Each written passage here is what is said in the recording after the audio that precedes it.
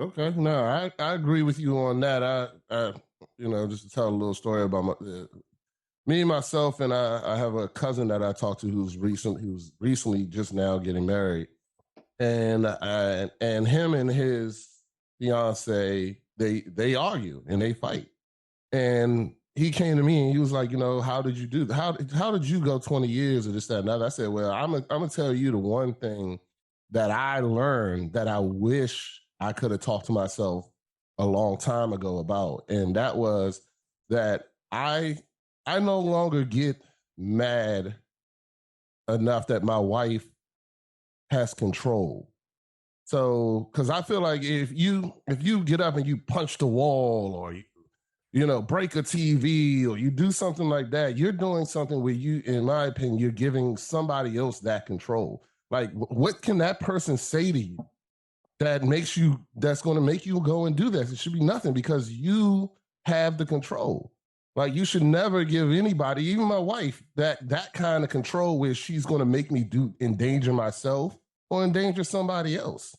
Like but once you realize that you have that control, that is not, you like, oh, she made me do it. No, she didn't. You did it. You decided to do it. She didn't make you do a damn thing. You know what I'm saying? You decided to do it, but you gave her that much control. And I'm not even saying just wives or whatever. It's anybody out there. If you're out there and you just allowing your job that much control over you to make you endanger yourself or endanger somebody else, that you can't still blame the job. That's your decision. You decided to do that, and you decided to give someone or something control.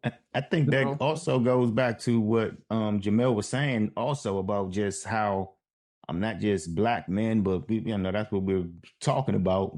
That's what all of us are here. That's how we've been conditioned. Like, when certain things happen, like, I ain't letting nobody talk to me like that. You know what I mean? So you gotta respond a certain type of way.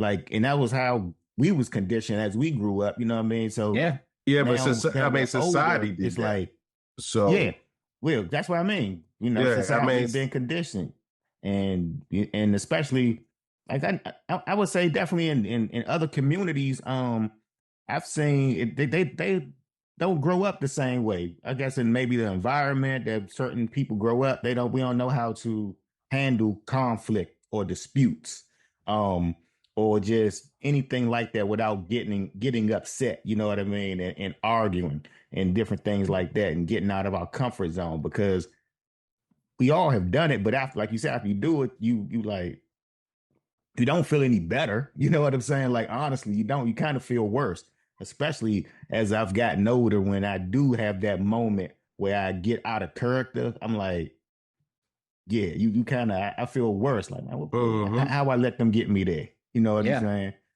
Yeah, I mean, mad at yourself, right? Like, dang, why did I go there? Yeah. But since society does play a big role in this, so because I mean, if you think about it, our parents weren't having these conversations amongst each other. One, two, there were certain things that are the generation before us they went through that forced this condition upon, you know what I'm saying, the minority communities. So because, you know what I'm saying, your outrage or your reaction, and, you know what I'm saying, your lack of resources, we didn't have therapists to go to talk to. And our parents didn't have the time. Yeah, therapist was church. Correct. Therapist was church. That's exactly what it was, right? And the thing about it, I mean, that some people still got mixed emotions about church. You know what I mean? So, and turning to the Bible, which is I'm not one of them, but you know what I'm saying? It's just that our society conditioned us to kind of hold all of these mental emotions in. And like, even if we dealt with just something as simple as ADHD when we were younger kids, we were not diagnosed with that. No, we were not diagnosed with depression. Yeah, right. We were told, get on an IDP or he needs to fail the grade and do the grade again. right? So the society is what's changing and allowing us to have these type of discussions. It's just we got to communicate to our children and the people behind us, like most of you guys are doing, that hey, this is a real illness. These are real illness. Depression is real, anxiety is real, and this is how you deal with it. And I think we're still probably a generation or two away from like fully releasing ourselves of what we've been through with it. Yeah, I think there's a correlation to income and mental health access. Like, I think that plays a lot into it. And, you know, our parents' generations, like I'll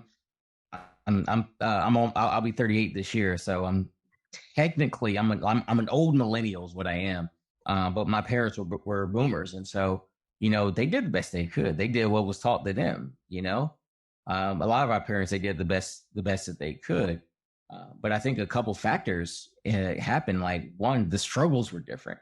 So the struggles that they went through were different than the struggles that we went through as young adults. I remember my pops, you know, would tell me, I remember him being so mad. He got off the phone one time. You know, somebody had called him the N-word, like at work. You know, and that's what they had to deal with. And, you know, from my pop's perspective, he had a family. You know, he had a wife and 2 kids, and, you know, he had a good job with good benefits, and that was how we had health care and, you know, had good insurance plans. So, you know, from his perspective, he had to deal with that. And because of the things that they went through, for us, you know, that gives us options.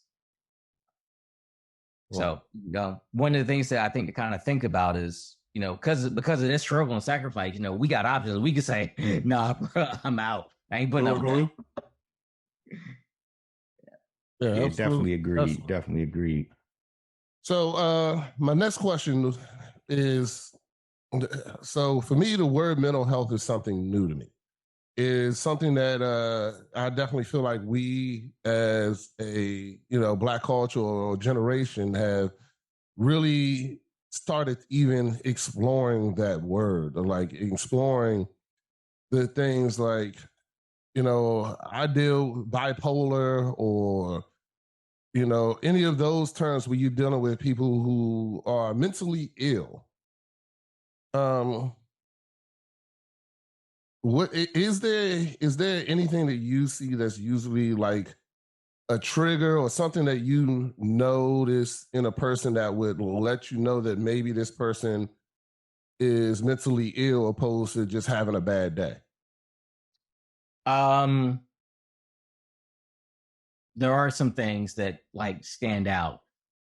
Of course, anything that is related to what you call psychosis or a psychotic disorder. So that's your schizophrenia and stuff like that. Seeing things that aren't there, hearing voices, you know, that tends to be obvious. You see people doing like this, or somebody talking to somebody that ain't there. Yeah, that's kind of obvious.